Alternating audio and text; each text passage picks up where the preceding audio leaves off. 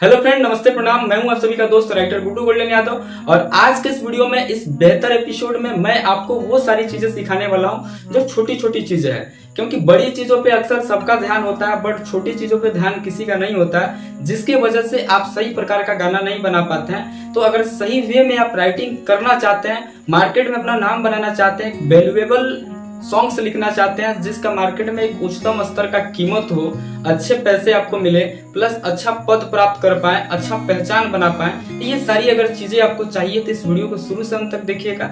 क्योंकि इस वीडियो में मैं छोटी छोटी पॉइंट्स को क्लियर करने वाला हूँ, जिस पॉइंट्स पे कभी किसी भी राइटर का ध्यान नहीं जाता है। क्योंकि समय पे समय उसका लेवल बढ़ता है, लेवल बढ़ने की वजह से उस छोटी चीजों पे उसका ध्यान जाना बंद हो जाता है। जब तक कोई भी राइटर छोटा होता है तब तक छोटी छोटी जो चीजें होती है उस पर उसका ध्यान होता है। जैसे वो थोड़ा सा लेवल अपग्रेड होने लगता है, बढ़ने लगता है, उसका छोटी छोटी चीजों से उसका रुझान खत्म हो जाता है। क्योंकि उसको समझ में आ गया तो उसको लगता है कि सबको समझ में आ गया।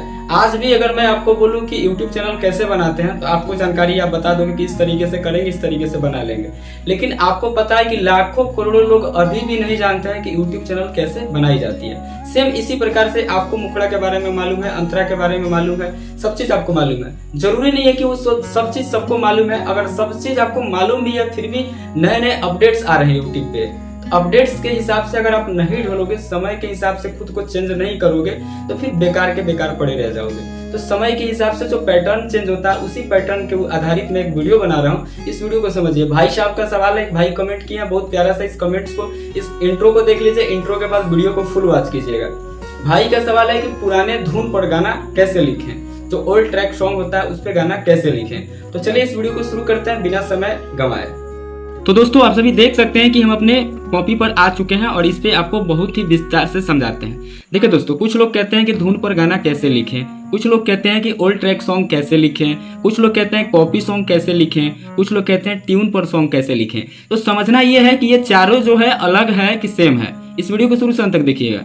जैसे कि बहुत सारे लोग ये सारे चीज़ों का उपयोग करते हैं कि धुन पर, old track, copy song, tune. तो ये चारों अलग है कि सेम है, इस चीज़ को समझना है। और आप इस वीडियो को देख रहे हैं writer Guddu golden Yadav YouTube channel पे, तो इस चैनल को सब्सक्राइब कर लीजिएगा। चलिए आगे बढ़ते हैं। आप देखिए, धुन, ओल्ड ट्रैक, कॉपी सॉन्ग और ट्यून, ये चारों सेम चीज़ है, ठीक है ना, कोई अलग चीज़ नहीं है। धुन वही होता है जिसपे आप जो पहले से मार्केट में गाना बना होता है उसी धुन पर आप जो गाना बनाते हैं उसे धुन पे गाना लिखना बोलते हैं, ठीक है।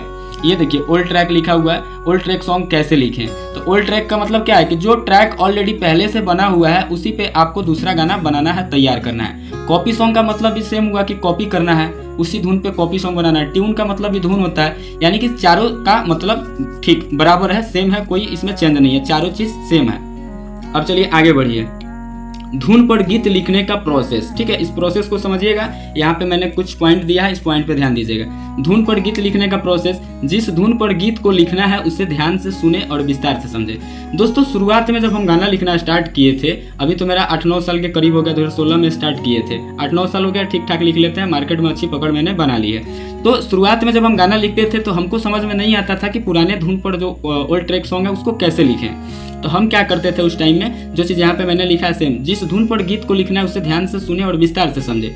उस जिस गाना को मुझे लिखना था उस गाने को 2 बार 3 बार सुनते थे, तो सुनकर हम ये समझते थे कि इसमें किस तरीके से गा रहा है और इस गाने के वर्ड क्या है और मुझे क्या लगाना है, इससे अलग भी गाना बनाना है, यूनिक बनाना है तो क्या लेना है। तो वही चीज़ मैं आपको 1 नंबर में बता रहा हूँ। जिस धुन पर गीत को लिखना है उसको ध्यान से सुनिए और उसको विस्तार से डिटेल में समझिए, ठीक है। अब चलिए आगे बढ़ते हैं। 2 नंबर, शब्दों को समझना। अभी मैंने क्या बोला कि गीत को ध्यान से सुनना है, तो ध्यान से सुनने में शब्द को भी आपको पकड़ना है कि इसमें कौन सा शब्द का इस्तेमाल किया गया है और आपको अपने गाने में किस तरीके के शब्द का इस्तेमाल करना है। सुरों को समझना। अब सुर क्या होता है, जैसे सा, रे, ग, म, प, ध, नी, ये जो 7 स्वर है इसी को सुर कहा जाता है। अगर आप किसी भी गाना को आप गाते हैं तो लोग कहते हैं कि सुर में गाओ, बेसुरा मत गाओ। आप कोई भी अगर मान लेते हैं कि गाना सुनते हैं खेसारी लाल का, पवन सिंह का, वो जिस तरीके से गा रहे हैं वो सुर में है। अगर उसी गाने को किसी ऐसे सिंगर से गवाया जाए जो पहले कभी नहीं गाया है गाना, तो वो बेसुरा गाएगा, यानी कि सुर नहीं पकड़ पाएगा। जैसे कि मैं गाना से एग्जाम्पल से बताता हूँ सुर का मतलब क्या होता है। जैसे कि एक गाना है, मैं अपना ही कोई गाना गुनगुना देता हूँ जिससे आपको समझ में आ जाए। चलिए मैं इधर कोई गाना देख के गुनगुना देता हूँ जिससे आपको समझ में कुछ आ जाए। जैसे कि आप देख सकते हैं यहाँ पे एक गाना है, इस गाना को मैं सुर में गा के आपको बताता हूँ। 20-25 के मजा चिखाई, देव नमरिया घघरिया उठाई, बीस पकीस के माजा चिखाई देव नमरिया घघरिया उठाई नगो नमरिया के नोट जदि देव छुए देहब हम बॉडी 5,000 के देव जे गडी रात भर खेलाइब कबड्डी 5,000 के देव जे गडी रात भर खेलाइब कबड्डी। तो मैं भी इसको गाने को ठीक से नहीं गा पा रहा हूँ। तो इसी जो जैसे मैंने गाया जो सुर में अभी गाया इसी तरीके से अगर आप गाओगे तो उसको सुर कहा जाता है। जैसे 20 पकीस के मजा चिखाइब देव नमरिया घघर, ये जो अभी जो मैंने गाया जिस तरीके से ये बेसुरा है और इसको सुर में कैसे गाना 20 पकीस के मजा चिखाइब देव नमरिया घघरिया उठाइब नगो नमरिया के नोट जदि देव छुए देहब हम बॉडी 5,000 के देव जे गडी रात भर खेलाइब कबड्डी। तो दोस्तों इसी को कहा जाता है सुर। चलिए अब अपने मेन पॉइंट पे चलते हैं जो हमारा मेन पॉइंट था। ठीक है, अभी आ गए मेन पॉइंट पे। शब्दों को समझना और सुरों को समझना, ये आपको काम करना पड़ेगा। जैसे कि अभी मैंने समझा दिया कि सुर का मतलब क्या है। और तीसरे नंबर पे है सॉन्ग के स्केल को समझना। जैसे स्केल तो आप आराम से समझ रहे हैं कि सॉन्ग का स्केल का मतलब मैं क्या बोल रहा हूँ, ठीक है ना। जैसे कि 1 नंबर स्केल होता है, 2 नंबर होता है, 3 नंबर, 4 नंबर, 5 नंबर, 6 नंबर, उससे अधिक भी होता होगा या होता है। ठीक है, जो भी चीज़ें मैं आपको समझा रहा हूँ। अब अधिकतर लोग 3 नंबर या 4 नंबर पे गाते हैं, 5 नंबर पे बाई चांस ही कोई जाता है, कोई गा पाता है। अधिकतर लोग 3 नंबर 4 नंबर यही गाते हैं। तो आपको सॉन्ग के स्केल को समझना है, क्योंकि स्केल को अगर गाना अगर फास्ट में लिखना है और आप उस गाने को स्लो में लिखोगे तो आपको ज़्यादा शब्द उसमें बिठाना पड़ेगा। लेकिन अगर गाना फास्ट में है, जिस गाने पे आप लिख रहे हैं वो गाना फास्ट में है और आप उसको स्लो में लिख रहे हैं तो उसमें आपको ज़्यादा शब्द आएगा और बाद में जब सिंगर गाएगा तो उसको दिक्कत होगा। इसलिए गाना अगर फास्ट में है तो मन में माइंड में फास्ट में ही उसको सोच के लिखना है, तो उसमें कम शब्दों की जरूरत पड़ेगी। ठीक है, ये चीज़ आपको देखना है, सॉन्ग के स्केल को समझना है। और उसके बाद चौथा नंबर, यह तय करे कि आप जिस धुन पर लिखना चाहते हैं उस धुन पर आप जिस प्रकार का गीत लिखने वाले हैं वह सटीक होगा या नहीं। जैसे कि अगर मान लेते हैं जिस भी ट्रैक पर आप लिख रहे हैं, जिस भी धुन पे आप लिखना चाहते हैं, देखना है कि उस पे आप जो अपना से जो गाना बनाने वाले हैं वो उस गाने पर जो गाना आप अपने से बनाने वाले हैं वह गाना बन पाएगा कि नहीं बन पाएगा। कभी कभी लोग क्या करते हैं कि भक्ति सॉन्ग भेजेंगे आपके पास और उस पर बोलते हैं कि अब इस पे रोमांटिक सॉन्ग बना दो। तो आपको देखना है कि उस पर रोमांटिक सॉन्ग बन सकता है कि नहीं बन सकता है। कुछ गाने होते हैं जिसपे किसी भी प्रकार का गाना बन जाता है और कुछ गाने होते हैं जिसपे आप उस प्रकार का बनाना चाहो तो नहीं बनेगा, और यदि बन भी गया तो अच्छे वर्ड्स नहीं मिलेंगे, उसमें आपका तुकबंदी अच्छा नहीं मिलेगा। तो इस चीज़ पे आपको ध्यान देना है। ठीक है, कि देख पहला नंबर चीज़ समझ लीजिए, जिस धुन पर गीत लिखना है उसको ध्यान से सुनिए और विस्तार से समझिए कि उस गाने में किस टाइप का लाइन है और किस तरीके से सिंगर गा रहा है, किस स्केल में गा रहा है। शब्दों को समझिए, सुरों को समझिए, सॉन्ग के स्केल को समझिए और उसके बाद तय करना है कि उस पर आप जिस प्रकार का गाना बनाना चाहते हैं वो बनेगा या नहीं बनेगा। अगर बनने वाला होगा तो बनाइए, नहीं तो सिंगर को बोलिए भाई आप ये जो गाना भेजे इस पर जिस प्रकार का आप गाना बोल रहे हैं वो नहीं बनेगा। अब चलिए फुल डिकोड। अब पूर्ण रूप से इसका व्याख्या करते हैं। जिस सॉन्ग के धुन पर गाना बना रहे हैं उसका मुखड़ा सुने। जिस सॉन्ग के धुन पर आप गाना बना रहे हैं उसका मुखड़ा सुने और आप कल्पना करिए कि आपके सॉन्ग का पहला लाइन क्या लिखे। मान लेते हैं कि किसी भी गाने को आप लिखना चाहते हैं, जैसे कि मान लेते हैं कि मैं एक इधर बताता हूँ आपको। ठीक है,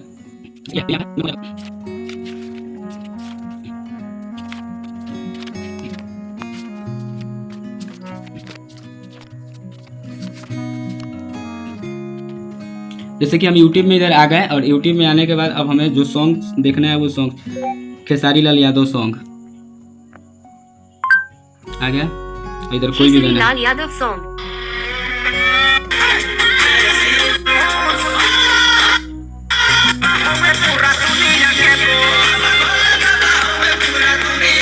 जैसे ये गाना है, ये गाना इस तरीके से आप ले लीजिए दूसरे फ़ोन में या सेम उसी फ़ोन में, और उसके बाद में आप उस गाने को सुनिए कि उस गाने में किस प्रकार का लाइन का इस्तेमाल हुआ है, किस तरीके से सिंगर ने गाया है, और उसके बाद आप अपना लाइन जिस सॉन्ग के धुन पर आप गाना बना रहे हैं उसका मुखड़ा सुने और आप कल्पना करिए कि आपके सॉन्ग का पहला लाइन क्या होगा। जैसे कि मान लेते हैं सुन रहे हैं, जैसे कि एक लड़का गाना गाया था छपरा के बॉस, बॉस बॉस हई हई छपरा के बॉस, तो इसने बना दिया खेसारी लाल यादव ने बाबा होंगे पूरा दुनिया के बॉस। सेम इसी प्रकार से आपको सोचना है कि आप क्या थोड़ा सा अलग यूनिक कर सकते हैं, वही कल्पना करके आपको पहला लाइन लिखना है। यदि आप पहला लाइन बना लेते हैं बिल्कुल सही तरीके से तो आपको दूसरा लाइन बहुत आसानी से मिल जाएगा। इस टॉपिक पर मैंने पहले भी कई वीडियो में चर्चा किया है, मुखड़ा कैसे लिखें। अब मुखड़ा लिखना है। जैसे कि इसमें देखिए, यदि आप अपना पहला लाइन बना लीजिएगा तो दूसरा लाइन ऑटोमेटिक निकलता है। मैंने कई सारा वीडियो में बताया है, यदि आपको नहीं समझ में आएगा तो इसी वीडियो में समझा भी दूंगा। आपको बार बार समझाना पड़ता है, आप लोग वीडियो सही से नहीं देखते हैं। सही से देखिएगा तो फिर आपको दिक्कत ही नहीं होगा। यदि आप पहला लाइन बना लेते हैं बिल्कुल सही तरीके से तो आपको दूसरा लाइन बहुत आसानी से मिल जाएगा, क्योंकि गाने के पहला लाइन लिखने में ही दिक्कत होता है, दूसरा लाइन ऑटोमेटिक बनता चला जाएगा। मुखड़ा कैसे लिखें, पहले पहला लाइन लिखें और पहले लाइन से दूसरा लाइन निकालें और दूसरा लाइन से तीसरा लाइन और तीसरा लाइन से चौथा, इस प्रकार से जितने लाइन का मुखड़ा हो उस गाने का आप आसानी से बना सकते हैं। ठीक है, ये आगे बताऊंगा, समझाऊंगा। अभी तो ऐसे मैंने आपको समझा दिया कि पहले लाइन से दूसरा लाइन निकालना है, दूसरे से तीसरा, तीसरा से चौथा, चौथा से पांचवा, इस तरीके से जितने लाइन का आपका मुखड़ा होगा वो आपको निकालना होता है। और ये बहुत इजी चीज़ है, आपको थोड़ा सा भारी लगता होगा लेकिन बहुत आसान है। ठीक है, अभी अंतरा समझिए, वो मैं इधर पूरा लिख के आपको गाना बताऊंगा। अभी मैंने गाना नहीं लिखा है, लिख कर बताऊंगा तो आपको सारा चीज़ समझाऊंगा, समझ में आएगा। अभी देखिए अंतरा कैसे लिखे। मुखड़े से जो अंतर स्पष्ट हो उसे अंतरा कहते हैं। पहले नंबर पे मैंने लिखा मुखड़े से जो अंतर स्पष्ट हो उसे अंतरा कहते हैं। और उसके बाद में इधर देखिए दूसरे नंबर पे जो चीज़ आप मुखड़े में लिख रहे हैं उसी को और डिटेल में विस्तार से समझाना ही अंतरा कहलाता है। जैसे जो चीज़ आप मुखड़ा में लिखते हैं उसी चीज़ को और ज़्यादा स्पष्टीकरण दीजिएगा और अच्छे तरीके से समझाइएगा, विस्तार में डिटेल में बताइएगा, चर्चा कीजिएगा, तो वही अंतरा कहलाता है। या तीसरा नंबर पे मैंने लिखा है, या आप जो भी बात मुखड़ा में लिखते हैं वह अधूरा होता है। मुखड़ा में जो भी आप बात लिखते हैं वो क्या होता है, अधूरा होता है, और उसी बात को अंतरा में पूरा करना होता है। और जिस अंतरा में आप पूरा करते हैं उसमें आप उसको अच्छे तरीके से पूरा करते हैं कि वो चीज़ हुआ, वो घटना तो क्यों हुआ, उसके पीछे का क्या राज था, या कोई लड़की लड़का के बीच प्रेम संबंध था तो क्यों ब्रेकअप हो गया, या कोई लड़का किसी लड़की को देख के अट्रैक्ट हो गया है तो उसमें क्या देख लिया कि अट्रैक्ट हो गया। मतलब वो सारा चीज़ आप बताते हैं गाने में। जिस तरीके का आपका गाना होता है वो सारा चीज़ आप बताते हैं। उदाहरण के लिए गाना लिखने के लिए कुछ जरूरी टिप्स। पहला नंबर चीज़ शब्द की जरूरत पड़ती है, वर्ड की। दूसरा नंबर चीज़ तुकबंदी की। तीसरा नंबर उस भाषा की समझ होनी चाहिए। उसके बाद धुन की समझ होनी चाहिए, सुर की समझ होनी चाहिए, मुखड़ा सही से बनाने आपको आना चाहिए, मुखड़े के सही से समझ होना चाहिए, अंतरा सही से स्पष्ट करने आना चाहिए। और सबसे मेन चीज़ है कि डेली प्रैक्टिस कीजिए। डेली प्रैक्टिस कीजिएगा तो आपके सॉन्ग्स राइटिंग में जो सुधार होगा वो आने वाले टाइम में आपको पैसा कमाने में काफ़ी हेल्प करेगा। अब देखिए इधर कोई भी गाना नहीं है, अभी चलिए हम एक गाना नया क्रिएट करते हैं, इधर या इधर किधर भी क्रिएट करते हैं और आपको बताते हैं। तब तक के लिए वीडियो को पॉज कर लेते हैं, नहीं तो आपका ज़्यादा टाइम इस तरीके से स्पेंड होगा। चलिए आप बनाकर दिखाते हैं। दोस्तों आप सभी देख सकते हैं मेरे गाने का पहला लाइन यहाँ पे बन के रेडी हो गया।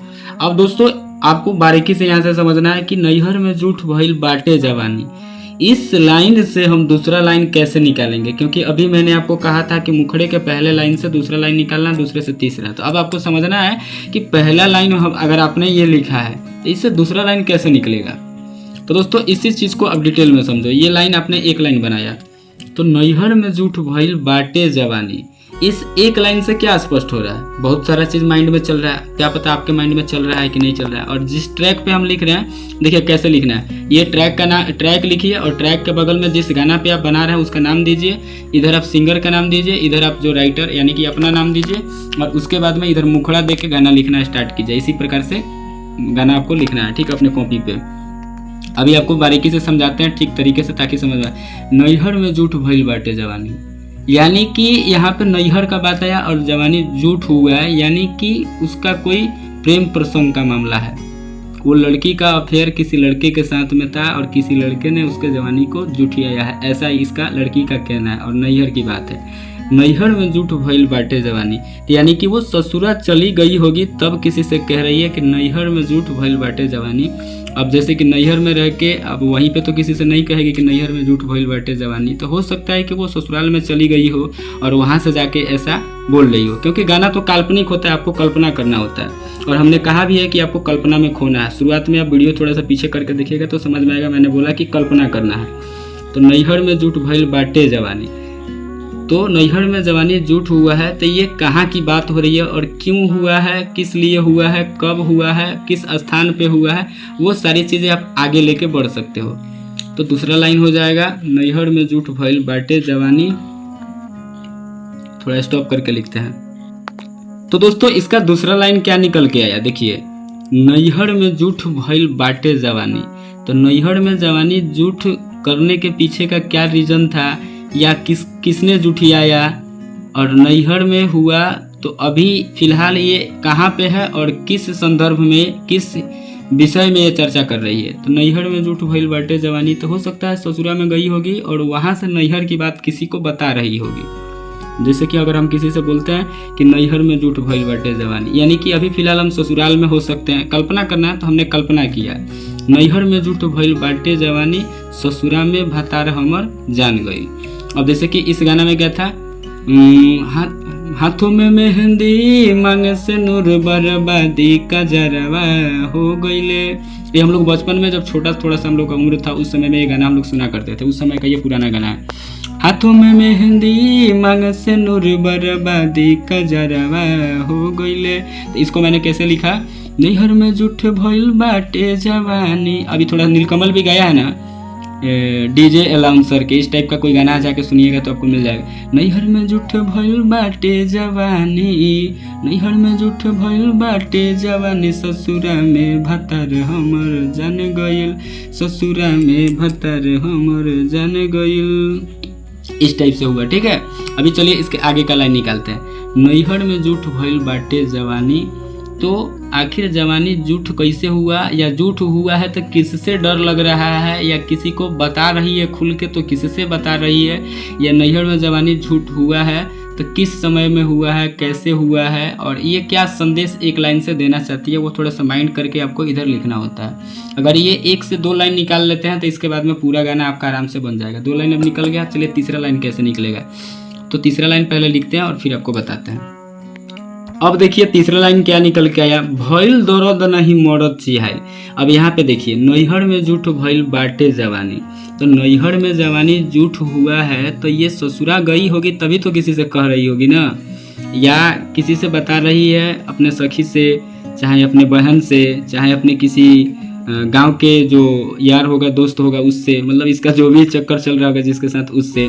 तो नैहर में जूठ भइल बाटे जवानी, इससे निकला कि ससुरा में भताड़ हमर जान गई, क्योंकि इसका शादी होके गया ससुराल में और वहाँ पे ये अपने सखी से कह रही है कि नैहर में जूठ भइल बाटे जवानी, ससुरा में भताड़ हमर जान गई।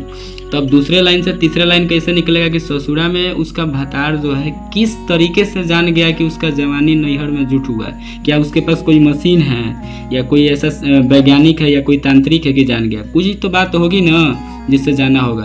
तो इसके साथ फिजिकल रिलेशन बनाया होगा, या कोई भी चीज़ इसका बॉडी पार्ट में बायोलॉजिकल जो भी चीज़ें होती है वो देखा होगा, जिससे इसको समझ में आया होगा। तो फर्स्ट नाइट में उसके साथ समय बिताता है, भइल दर्द नहीं मरद चिहाइल। अब जैसे कि एक कहावत मशहूर है कि जो मतलब किसी के साथ गलत, किसी का चक्कर नहीं है, अफेयर नहीं है, तो उसकी बॉडी थोड़ा अलग दिखती है, सबसे अलग होती है। उसकी बॉडी समय से पहले मैच्योर नहीं होती है, उसकी साइज होती है, जो भी उसकी बॉडी का आकार होता है वो ठीक ठाक होता है। तो यहाँ पे यही चीज़ है, भइल दर्द नहीं मरद चिहाइल। ससुरा में उसका भतार जान गया कैसे, जब उसके साथ जब समय बिता रहा था और जो उसको एक फीलिंग होना चाहिए वो फील नहीं हुआ तो वो जान गया। तो इस चीज़ से यहाँ पे आया भइल दर्द नहीं मरद चिहाइल। और इसके लाइन मरद क्यों चिहा गया, क्योंकि अब आगे बताना है कि भइल दर्द नहीं मरद चिहाइल तो क्यों चिहा गया।